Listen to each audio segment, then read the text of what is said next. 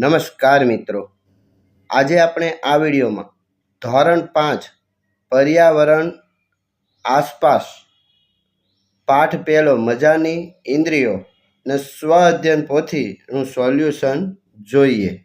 પ્રશ્ન પહેલો છે, નીચેના પ્રશ્નોના જવાબ લખો। એમાં પહેલો પ્રશ્ન, કયા પ્રાણીઓના કાન તમારા કાન કરતાં નાના છે? તો જવાબ, ઉંદર, છછુંદર, બિલાડી જેવા પ્રાણીઓના કાન આપણા કાન કરતાં નાના છે। બીજો પ્રશ્ન છે, કયા પ્રાણીઓના કાન તમારા કરતાં મોટા છે? તો ગાય, ભેંસ, હાથી, ઘોડા, સસલું, કૂતરો વગેરે પ્રાણીઓના કાન આપણા કરતાં મોટા છે।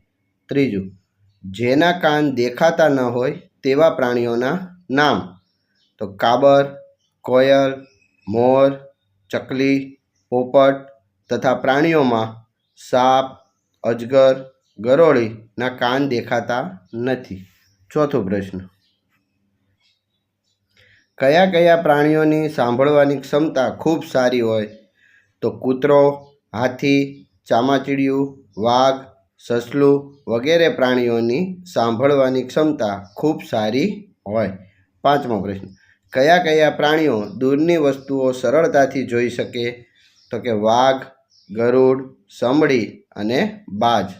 છઠ્ઠો પ્રશ્ન, કયા કયા પ્રાણીઓની ગંધ પારખવાની ક્ષમતા તીવ્ર હોય?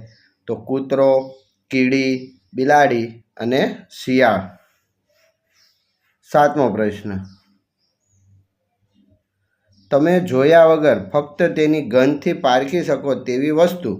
તો કે લીંબુ, ભીની માટીની સુગંધ, કેરોસીન, જામફળ વગેરે। આઠમો પ્રશ્ન, જ્યારે કોઈ કુદરતી ઘટના બનવાની હોય કે શિકારી પ્રાણી આવેલું હોય ત્યારે અમુક પ્રાણીઓની વર્તણૂકમાં અને અવાજમાં અલગપણું જોવા મળે। કયા કયા પ્રાણીઓમાં આવું જોવા મળે? તો કે કૂતરાઓ, બિલાડી, લંગૂર અને માછલી। નવમો પ્રશ્ન, કૂતરાઓ રાત્રે કેમ રડે છે? તમારા વડીલો પાસેથી માહિતી મેળવો।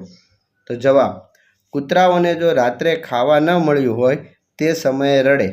કૂતરાઓને કોઈ પીડા થતી હોય કે શરીરમાં કોઈ પાચનની કે કોઈ ઘા પડ્યો હોય તેની વેદના થતી હોય ત્યારે તે રડે। ક્યારેક તે બહારના વાતાવરણમાં ઠંડી કે વરસાદ સહન ન થતાં રડે છે। પોતાના નાના બચ્ચાને માટે પણ રડે છે। પ્રશ્ન બીજો, નીચેના પ્રાણીઓનો અભ્યાસ કરો અને તેનું નામ અને વિશેષતા લખો। તો અહીંયા પહેલું ચિત્ર કીડીનું છે। એની વિશેષતા, કીડીની ગંધ પારખવાની ક્ષમતા તીવ્ર હોય। કીડીઓ જૂથમાં રહે। પહેલી કીડી આગળ જતાં તે જમીન પર સુગંધ છોડી જાય। બીજી કીડીઓ તે સુગંધને અનુસરીને રસ્તો શોધી લે છે। બીજું ચિત્ર છે એ કૂતરો છે। કૂતરો એ પોતાનો વિસ્તાર પોતાની જાતે બનાવે। તેઓના વિસ્તારમાં બીજા કોઈ કૂતરા આવે તો તેના પેશાબ અને મળની ગંધથી જાણી લે છે। ત્રીજું ચિત્ર તો કે ગાય, એની વિશેષતા, ગાયને પવિત્ર પ્રાણી માનવામાં આવે। તે પાલતુ પ્રાણી છે।